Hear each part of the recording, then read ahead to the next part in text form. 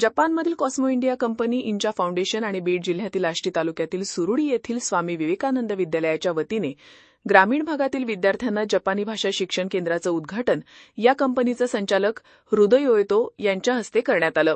यावेळी इंजा संस्थेचे अध्यक्ष नामदेव सारुक, उद्योजक भरत गीते, बाप कंपनीचे संचालक रावसाहेब घुगे, मुंबई विद्यापीठाचे अधिष्ठाता डॉ शिवराम गर्जे यांच्यासह संस्थेचे पदाधिकारी, विद्यार्थी, ग्रामस्थ उपस्थित होते। जपानी कंपनीच्या सहाय्यानं बीड जिल्ह्यातील अत्यंत दुर्गम भागातील विद्यार्थ्यांना परकीय भाषा शिकण्याची संधी मिळणार आहे। यावेळी खास तयार करण्यात आलेल्या जपानी क्लासरूमचं उद्घाटन पाहुण्यांच्या हस्ते करण्यात आलं। या वर्गात इंटरॅक्टिव्ह बोर्डच्या माध्यमातून थेट जपानहून ही भाषा शिकण्याची व्यवस्था करण्यात आली आहे। यावेळी उपस्थितांनी ऑनलाईन पद्धतीनं जपानमधील शिक्षकांशी साधला। या माध्यमातून स्थानिक विद्यार्थ्यांना विद्यार्थी दशेत परकीय भाषेची गोडी लागून भविष्यात परदेशामध्ये नोकरीच्या संधी उपलब्ध होणार आहे। From Cosmo Instrument Japan, I am here today with great support we got from Sachin-san, Ramkumar-san to establish Japanese language school in this village. And I really hope this is a great environment for young children, students, so they will study Japanese and hopefully they will get the Japanese language and also some other like engineering skill. As they get older, they will have a good opportunity for jobs, maybe coming to Japan and work with us. Thank you very much. हे एक अत्यंत खेडगाव आहे जिथं नेटवर्कला mobile नेटवर्कसुद्धा नव्हतं। इथे गेल्या 8 महिन्याच्या नंतर टावर आला, तेव्हापासून आमच्या गावामध्ये हे सगळं शक्य झालं। तर इथला जो ग्रामीण भागातला विद्यार्थी आहे त्यांना लोकल ते ग्लोबल पोहोचण्यासाठी एक तर भाषेचं माध्यम असलं पाहिजे।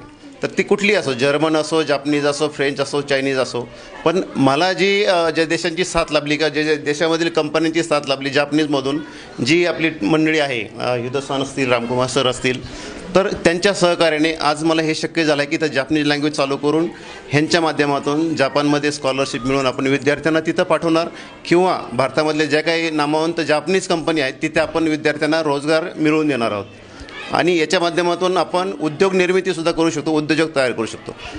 या शाळेतील विद्यार्थ्यांना आगामी भवितव्यासाठी प्रसिद्ध उद्योजक भरत गीते यांच्यासह बाप कंपनीचे संचालक घुगे हेही मदत करणार असल्याचं त्यांनी सांगितलं। उपक्रम सुरू केलेला आहे हा अभूतपूर्व आहे। त्या भाषेचं महत्त्व जाणून आपल्या गावाशी नाळ जोडणारा माणूस इंजा फाउंडेशनच्या माध्यमातून स्वामी विवेकानंद विद्यालयामध्ये आपला एक उपक्रम राबवावा आणि एक जापनीज भाषा शिकावी, कारण जापनीज भाषा ही फार महत्त्वाची आहे।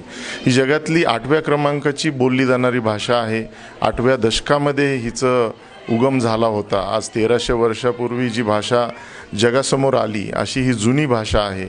उत्पादन, रोबोटिक्स, हेल्थकेअर, त्याचबरोबर ऑटोमोटिव्ह, जगाच्या पाठीवर आपण जे काही 5S ही कन्सेप्ट म्हणतो, टोयोटा प्रोडक्शन म्हणतो, हे जापनीज लोकांनी शिकवलेलं आपल्याला ही नियमावली आहे, ही शिस्त आहे।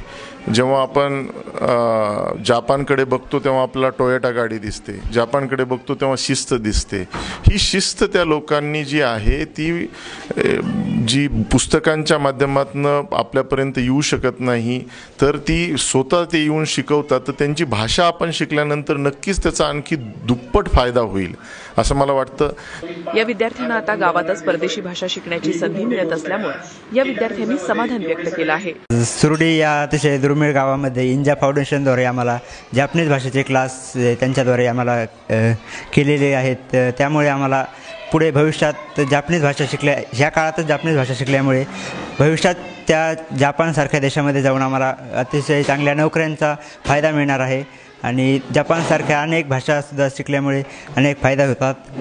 सुरोडीसारख्या ग्रामीण भागामध्ये परदेशी भाषेचे अभ्यास वर्ग सुरू करणे आणि त्याचा विद्यार्थ्यांना लाभ मिळवून देणे हा या संस्थेचा उद्देश निश्चितच प्रेरणादायी म्हणावे लागेल।